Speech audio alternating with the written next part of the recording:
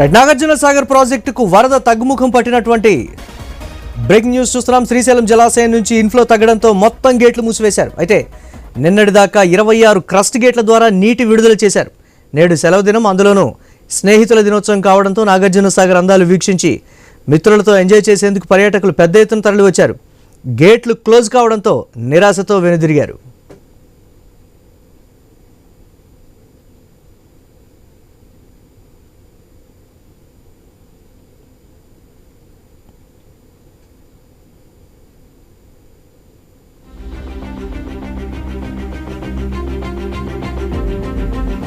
నాగార్జున సాగర్ ప్రాజెక్టుకు వరద తగ్గుముఖం పట్టినటువంటి బ్రేకింగ్ న్యూస్ చూస్తున్నాం.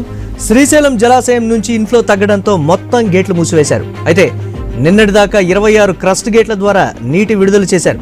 నేడు సెలవు దినం, అందులోనూ స్నేహితుల దినోత్సవం కావడంతో నాగార్జున సాగర్ అందాలు వీక్షించి మిత్రులతో ఎంజాయ్ చేసేందుకు పర్యాటకులు పెద్ద ఎత్తున తరలి వచ్చారు. గేట్లు క్లోజ్ కావడంతో నిరాశతో వెనుదిరుగుతున్నారు.